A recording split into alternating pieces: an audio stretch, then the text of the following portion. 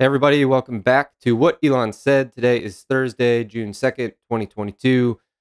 Today we have Elon's commentary about Tesla's support of LGBTQ equality here for Gay Pride Month.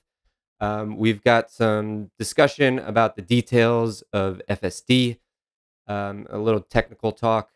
We revisit Elon's thoughts about an incoming recession and how he thinks that's a good thing. And then we ended up with ranked choice voting. So revisiting that discussion with Andrew Yang. So we'll jump right into it here. So first up, we have Elon posting a HRC.org article saying that Tesla scores 100 out of 100 for the 7th year in a row for LGBTQ equality. And then follows up that tweet with saying, "We are trying to accelerate sustainable energy. So what matters is how much someone can contribute to that goal. Personal choices are your own and are respected." So that last line there got a little stir in the Twitterverse. Some folks saying, it's not a choice to be gay. So I think they were interpreting him taking a stance on that, and I don't know, maybe he was, but I don't think he was. I think it was just that people look too much. Maybe he had a poor choice of words, but I don't think he meant anything by it. Yeah, I mean, he did follow it up here with some pictures and saying Tesla team, or this was a tweet from Tesla that he commented on, saying Tesla team celebrates Pride Month, and they got a cool rainbow Tesla there. Yeah. Sweet. Now there was this tweet is from a suspended account. Okay, so I thought it was a deleted tweet, but someone replied here with something that got a response out of him. Yeah, and he replied something from 2018. So it was a older tweet from, I don't know how you reply with an older tweet. I'm not actually sure how you do that. Or maybe they responded to that. I don't know. It's kind of strange. Oh, but, actually, yeah, this is from 2018. Huh. Oh, it is all from 2018. Yes. The first one is from 2018 too. Yes.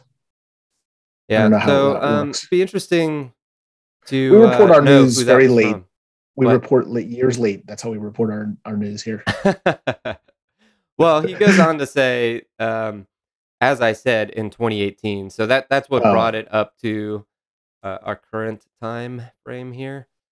But yeah, he was basically saying, don't buy our car if that's a problem. People should be free to live their lives where their hearts take them. That's it. So that's better term. Instead of choose, he said live their lives. Yeah. So it's better there. When people liked Elon more. Suspended account. I really wonder who that could be. I bet it was a right-wing band ex-president. I don't know. If anyone knows, leave us a word in the comments here. Elon. Either way, Elon is saying Tesla and supports any people choosing how they want to live, and no judgment on anyone, and they support everyone who is building a better future for them. So it's all good. The focus is on sustainable energy. So yes. Anyone who can help with that. Now this adds to the enigma of Elon, to where he could say those things and then bring it back to a meme that, basically joking that woke culture will just move wherever the flock goes. Yes, he doesn't take it's okay to support things, but he doesn't take double standards. Basically, I think he wants it to be authentic. That's right. Not just doing it because it's the official month. So posting a banner doesn't mean you should ignore. Yes, you're right. It's not ignoring the issue of the day, but representing them all. Mm-hmm. But anyway, if you are just listening, this is a meme from Shibatoshi Nakamoto of a car labeled companies with a gay pride flag on it, pushing the Ukrainian flag person out of the car on June 1st. Which I think was a little extreme in there. It's a little extreme, but it's reflective of his opinions about ESG standards, wokeness, all that. That's right. Just be authentic and really support these things instead of just doing it because it's the thing of the month. That's right. That's right. Oh, here we have back to Tesla actual news. Yeah. That Tesla navigation will now, according to Tesla, Tesla navigation will now predict crosswinds, headwinds, humidity, and temperature. We reported this the other day. And then Tesla said this is in addition to the current factors of predicting speed, HVAC. So Elon was liking this from the other day. He's a little behind on his Twitter feed, so he's catching up. Yeah, I but think again, this is amazing news. Did he like it? Maybe I can't remember He if he liked this. it or retweeted it. Oh, maybe he retweeted. But either way, he's catching up with his own company's tweets a couple of days later. Yeah. So that is just crazy to me that they are going to be able to do that. I'd like to know how all that works, but it's incredible. Elevation change. I love that one. Geez. Well, that was already there. Oh yes, that was. Yeah. I mean that I can understand because that you're just taking into like power usage in the car. Yeah. But to take in crosswind, headwind, now you're talking about like meteorology stuff. It's pretty intense. Yeah. Pretty intense. But this meteorologist will be out of work soon. What's that? The meteorologist will be out of work. Yeah. Just check your Tesla for the weather. Jeez. So here we've got some more sort of FSD technical talk, but Jeff says, yo, Elon Musk, please add software release notes into the Tesla app. Would be nice to see what is new right from my phone. And he responds, it says, we're using more GPTs as they now run natively on Tesla Trip chip versus needing to round trip in iGPU. And then we've got someone responded with a whole lot of technical talk here saying that the Trip chip is the AI chip that eliminates the need for an external GPU. And then Elon said, yeah. Here. And he said, right, Elon? Yes. Yeah. Yes. Great to see him engaging with consumers. I don't fully understand all that, but the one question I have about it is if there's a new chip, which I'm assuming is a physical chip, then the older Teslas will not have that. So what does that mean for their vision for the older navigation vision for the older Teslas? So I don't know. I was a little confused by it. Yeah. But now I've heard recently that a theory that compute power is really going to be the limiting factor, like hardware compute power in the car itself for actually achieving level 5 autonomy. So got it. So it might be a future cars, not the current fleet. Interesting. So we have James Dauma here responding saying, wait, you're using generatively pre-trained transformers or GPT? Seriously, for vision?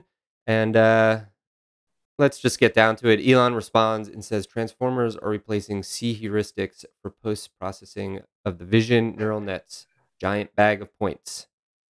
And then just goes on to talk about some coding preferences. He loves him some simple C. Yes.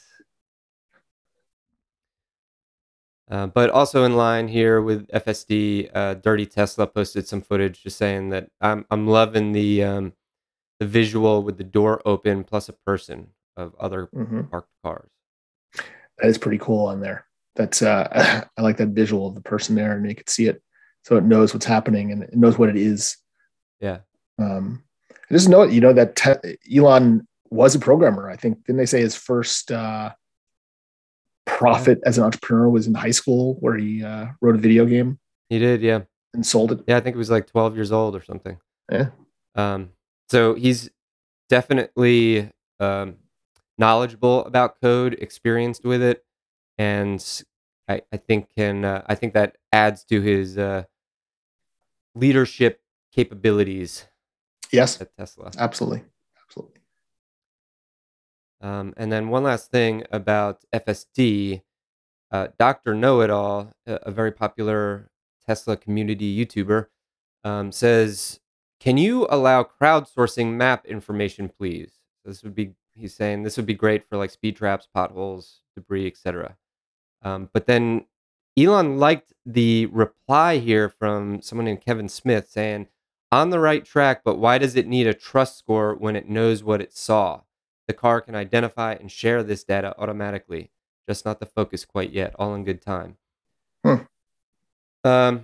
So I know Dr. Know-It-All followed that up with saying, no, yes, but it would be helpful right now if he could crowdsource information for the maps.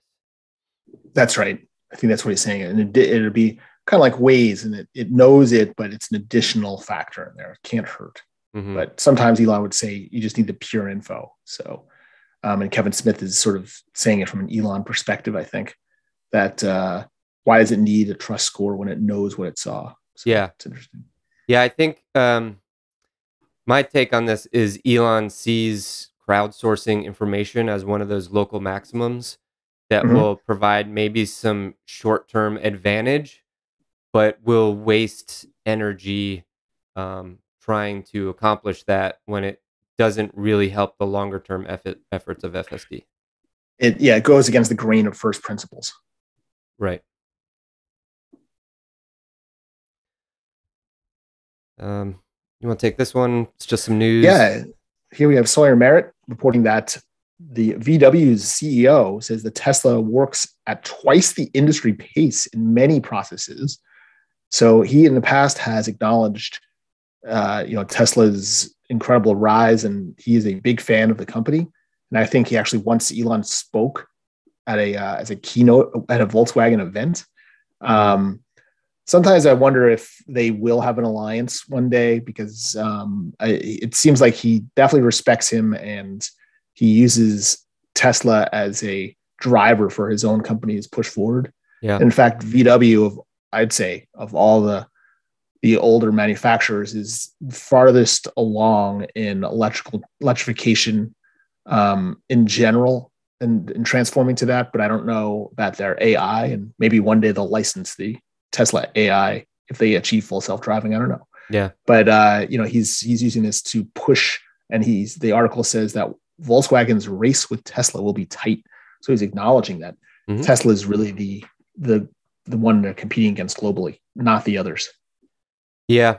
I think of all the OEM CEOs, he's really playing it the best out of all those. I mean, knowing that Elon is quite the personality, but I think he sees through the noise and realizes that he really knows what he's doing too, and he sees the trajectory of Tesla and knows this is something we need to adjust to very quickly, because it could spell doom for us if we don't. And to your point, Elon has acknowledged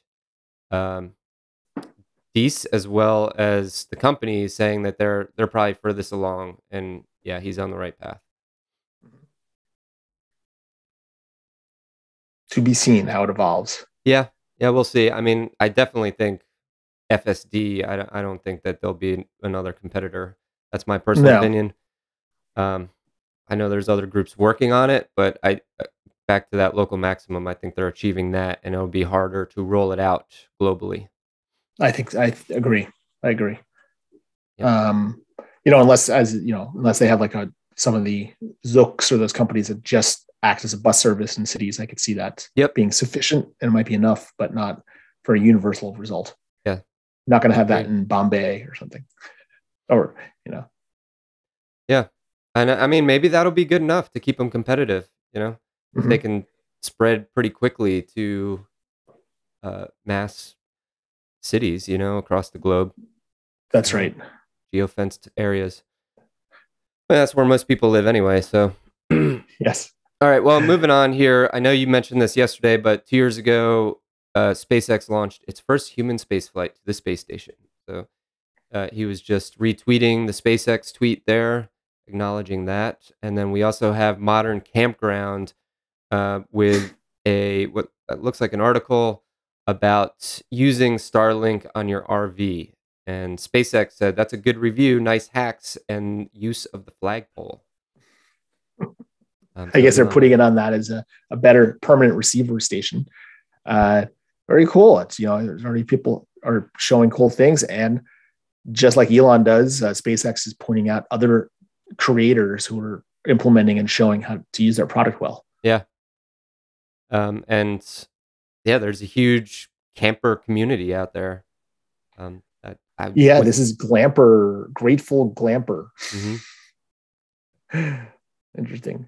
Yeah. So shifting gears here, this is really about, this is from Aaron Griffith, goes through a true story about a VC fund and a startup that was fundraising, and the VCs are very aggressive to give them money or to invest in the startup, to a point to where they try to plagiarize signatures and make it take them to court to argue that they did take their investment.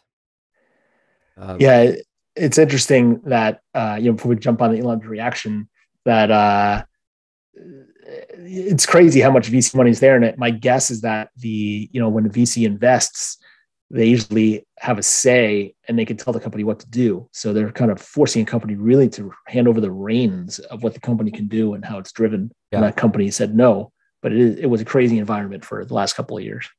Yeah. And I think that's what they mentioned, is that's how hard investors were fighting to dump money into startups over the last 2 years.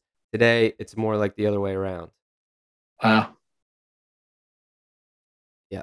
And so we had Elon talked about a similar thing happened to PayPal in March of 2000. I didn't realize they had a VC situation. Yeah, it was right before the tech bubble pop, and they had VCs just sending them money. Like I heard him in an interview say that they'd check their account and there'd suddenly be lots more money in it, and they'd have to figure out who's wiring us money. I know, as like an investment. They always show that one. There was picture of him and Peter Thiel at that one photo shoot they had for, I guess, a magazine article. It's like the only pictures ever shown of. Yeah, you're right. That is weird. But Spidey Elon fan, who's getting a lot of likes and interaction with Elon these days, says the company's investors regarded Musk as inexperienced and had him replaced with Intuit CEO Bill Harris by the end of the year. This must have been a very hard and painful thing, Elon. Could you shed some more light into the event? And Elon responded here and said, I never wanted to be CEO. He's said similar things about his current companies too. Just wanted to work on product and technology. Bill Harris sounded like he would be a great CEO given his Intuit experience, but he was not. He's always throwing him under the bus after saying it as it is. Saying running companies hurts my heart, but I don't see any other way to bring technology and design to fruition. And he frequently says that, as you said. He always says being an entrepreneur is like eating glass, hurts my heart. Into the abyss. He really holds it up in high regard. Yes. But I think he is very much not fond of running companies, all the extracurricular support functions that need to happen. No. But he describes them like chores in your own household. Like, no one wants to do them, but they have to be done, or else the household comes apart. I always imagine the staff reading that going, what? Every time you talk to me, you don't like it? Huh? Listen, you want to manage the finances? Fine. So this last thread here is really about sort of incoming recession. This is Scott Farquhar. Sorry about that, but he is the CEO of Atlassian. Sorry, Atlassian software company, but basically pushing back on Elon's recent headline making tweets about working from home, just saying that no, working from home is the future. At Atlassian, we are very flexible, allow people to work wherever. And maybe if anyone doesn't want to go in the office from Tesla, they should come work for us. So trying to poach some employees. And Elon goes on to say that the above set of tweets illustrate why recessions serve a vital economic cleansing function. he's like, this is going to be a disaster. Interesting. They don't Yeah. know what they're doing. Yeah. This is not a long-term structure that can work during a recession. Yeah, I guess Yeah. so. It's interesting. I mean, I don't think that's a mentality or outlook that's shared by many others. Um, Well, depends on the industry. I'd say the tech yeah. industry these days, no. But I do know that Apple is really trying to get people back in the office. And I know that most of the financial companies and the big ones in the New York area are forcing everyone to come back in. Okay. So it depends on the industry. But I would say that in the tech industry, which Elon is part of and associated, that it definitely is not the norm. They are definitely all out of the office right now. Yeah. However, he's got a unique tech company in that they build products and not just software. So there's warehouse workers out there building these things, tightening screws and Yes, stuff. And I think he's trying to show his support for them and doesn't want a ivory tower type situation going on at Tesla. that's right. And yesterday there was someone who posted saying that their sales organization, when they all came back into the office, did 3 times as better, I think. And he gave a like to that. He supported that. Okay. Well, So it's to wrap this up, we have Bob is here to explain.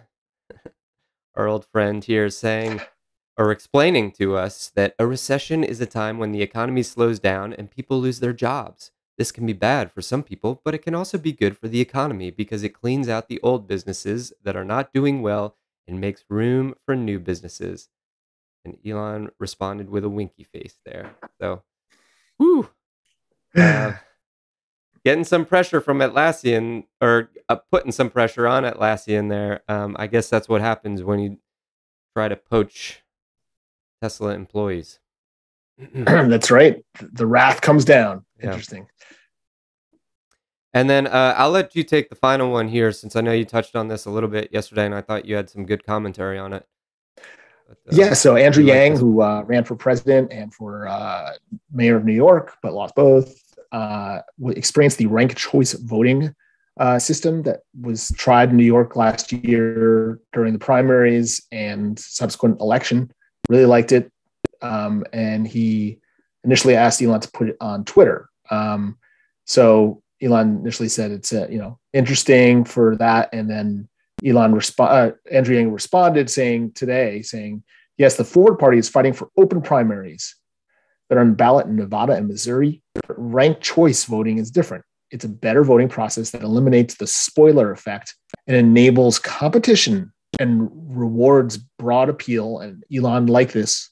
Yeah. He thinks that it might be something that's worth pursuing in the future. It definitely is interesting, and I was wary of it personally, but I do feel that it does squash the extremes of the party to kind of like run in and win, which I don't know. I don't want to get into politics, but in New York 8 years ago, that happened with Bill de Blasio, who was a very progressive individual, and he won the election because of the standard way it was, where a spoiler came in and sort of surprised and took it over. Okay. Interesting. Well, it was a good 4-minute intro primer about your ranked choice voting Yes. process. So check it out for anyone who's interested. And that is it. That was a short day today. Yeah. So Elon a lot, and some of it was Elon catching up on older tweets and posting from 2018. So it was interesting. Yeah. Never a dull moment. But No. that'll wrap it up for today. If you liked the video, please give us a like, and we'll catch you tomorrow.